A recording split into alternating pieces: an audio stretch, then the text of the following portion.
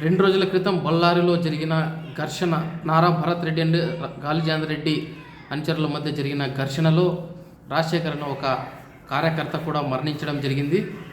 ఆ ఘటనకు బాధ్యులను చేస్తూ పోలీసులు ఎవరిని కూడా అరెస్ట్ చేయలేదు. ఇరు వర్గాలపైన ఛార్జ్షీట్లు, ఎఫ్ఐఆర్లు నమోదు చేసి ఛార్జ్షీట్లు సబ్మిట్ చేయడం జరిగింది.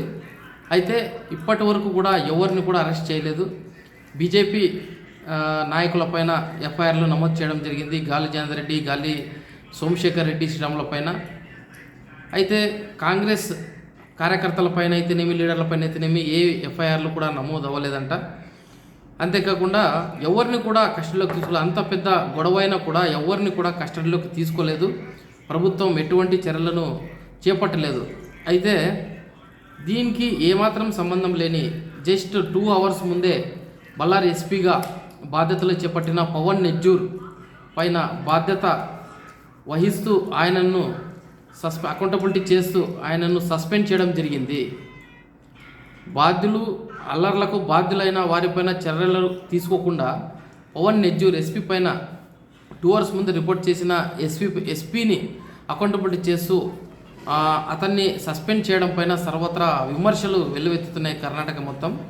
ఇది ప్రభుత్వం వైఫల్యం అంటూ కూడా ప్రతిపక్షాలు ఆరోపిస్తున్నాయి. ప్రతిపక్ష నాయకుడు అశోక్ మాట్లాడుతూ ఏమాత్రం సంబంధం లేని పవన్ నెజ్జూర్ ఎస్పీ మార్నింగే రిపోర్ట్ చేసుకున్నాడు. ఆయన పోలీసులు రెస్పాండ్ అయ్యేలోగే అక్కడ గాలిజేందర్ ఇంటి పైన కాల్పులు జరపడం అయితేనేమి, రాళ్ళు రువ్వడం అయితేనేమి అన్నీ జరిగిపోయాయి. తర్వాత పోలీసులు వెళ్ళి అక్కడ పరిస్థితిని అదుపులోకి తీసుకొచ్చే ప్రయత్నం చేయడం జరిగింది. అయితే ఇంటెలిజెన్స్ నుంచి కూడా ఏమి రిపోర్ట్ రాలేదు ఎస్పీకి.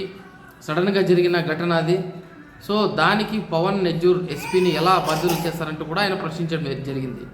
అయితే సస్పెన్షన్ను మనసులో పెట్టుకుని తీవ్ర మనస్తాపానికి గురైన ఎస్పీ తన సొంతూరైన తుమ్కూరుకి వెళ్ళి అక్కడ తన ఫామ్ హౌస్లో సూసైడ్ అటెంప్ట్ చేసినట్లుగా కూడా వార్తలు వస్తున్నాయి. అది ఎంతవరకు నిజం అనేది ఇంకా వేచి చూడాల్సి ఉంది.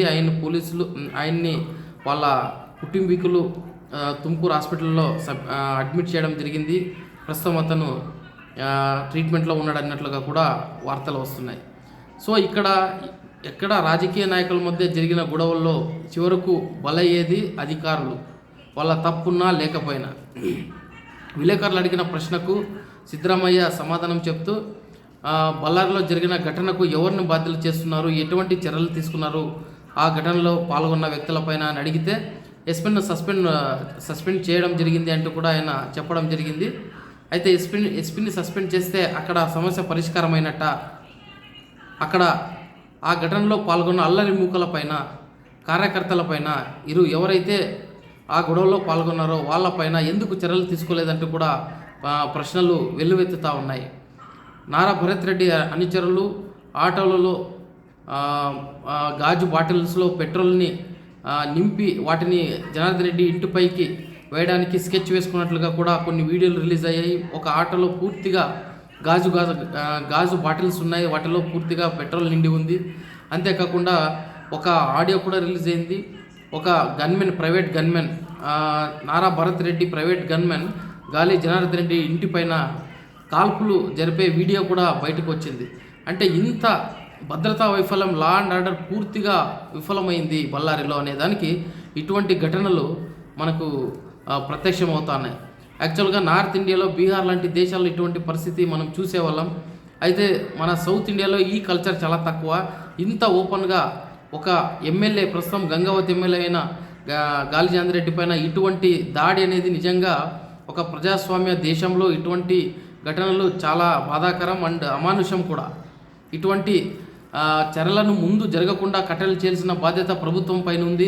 అయితే ఈ ఘటనలో ప్రభుత్వం ఏమాత్రం బాధ్యతంగా వ్యవహరించడం లేనట్టుగా కనిపిస్తూ ఉంది.